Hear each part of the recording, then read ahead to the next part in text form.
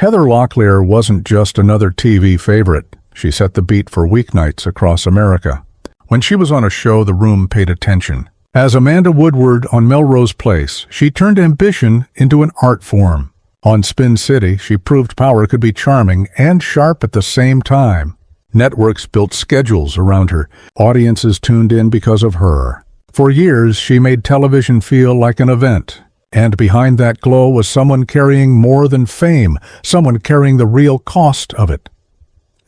Heather was born on September 25, 1961, in Los Angeles. Her dad, Bill Locklear, a former U.S. Marine who later worked at UCLA, valued order and discipline. Her mom, Diane Tinsley Locklear, worked in television production and brought stories and imagination into the house. The youngest of 4 kids, Heather learned early how to watch and listen. In family lore, there's a memory of the 6-year-old in 1967 speaking so calmly that even punishments seemed to melt away.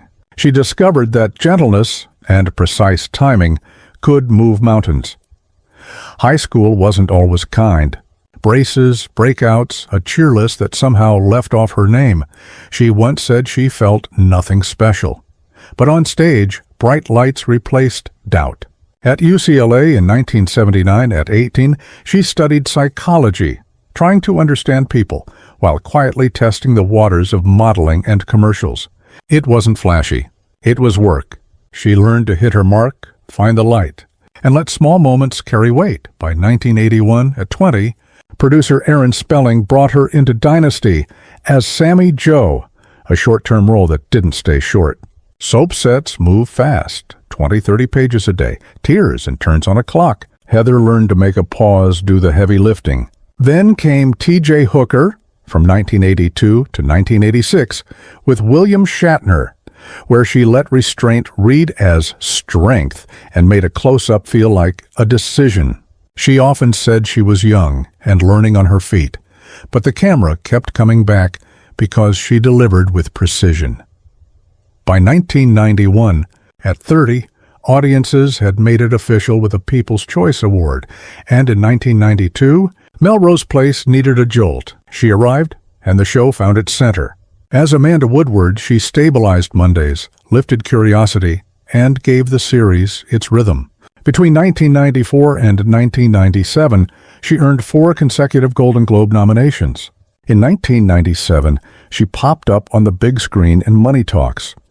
By 1999, she carried that same command into Spin City as Caitlin Moore, helping steady a series during a pivotal transition and earning 2 more. Golden Globe nods in 2000 and 2001. She even hosted Saturday Night Live twice, a sign she wasn't just a character.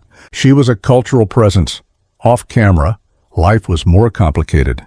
In the mid-'80s, she married drummer Tommy Lee of Mötley Crüe, a love story that felt like lightning in a bottle.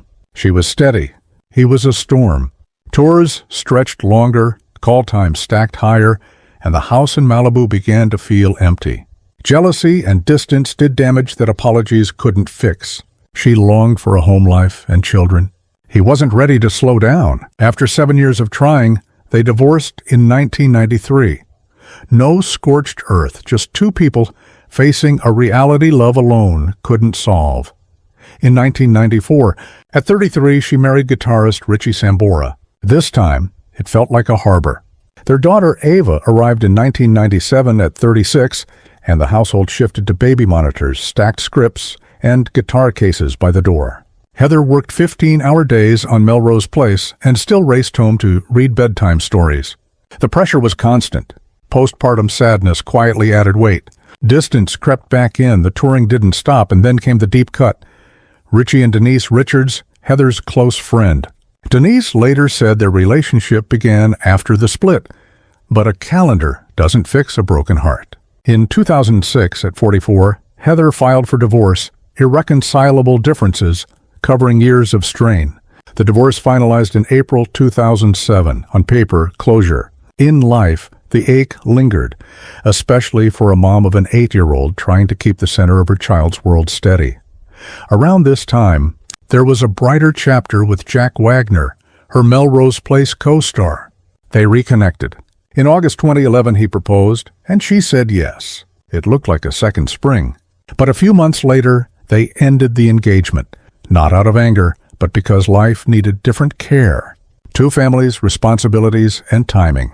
They stepped back with respect, and the affection didn't vanish. It softened into gratitude. The hardest trials were the ones most of us never saw. Anxiety, depression, the complicated pull of addiction. In 2008, at 47, she went to treatment in Arizona, a choice that takes courage. In 2010, there was a minor car incident in Westlake, Thousand Oaks. No injuries, just a small mistake that made big headlines. In 2018, two separate incidents at home drew public attention, arrests, and a flood of judgment, each headline ignoring the person trying to breathe through the night. In 2019, the court required structure, 30 days of inpatient mental health treatment, 120 days of suspended jail time dependent on compliance, 3 years of probation, a strict alcohol ban, and ongoing recovery work. Through every turn, Ava remained her North Star, the quiet reminder that love makes the next step possible. Later, Heather would share a simple sentence that said everything. Recovery is the best revenge. There were losses no camera could soften. In 2024, her father, Bill Locklear, passed after a period of declining health. He'd been her anchor since childhood. On Instagram, she called him the most brilliant man, the love of my life. Grief filled the rooms he'd once brightened, and yet she kept going, living in a way that honored what he taught her. Dignity, endurance, love. There was also comfort in a familiar face, Chris Heiser. Her high school sweetheart quietly returned to her life in 2017. He didn't try to fix her. He stayed, listened, and stood beside her through early sobriety. In April 2020, marking 1 year sober, they announced their engagement. "He will be my husband for life," she said. "Whether we get married or not, what matters is that we love and support each other." By 2021, at 60, she stepped back into the work she loves, starring in the Lifetime film Don't Sweat the Small Stuff, the Christine Carlson story. It wasn't a headline grab. It was a steady return. In 2024 and 2025, she made select public appearances, 90s Con, Florida in 2024, candid podcast moments on What Do You Want? Calgary Expo in April 2025, and even a moving reunion with Michael J. Fox at Toronto Fan Expo. The applause was warm, not wild. Fans didn't want fireworks. They wanted her, present, genuine, and okay.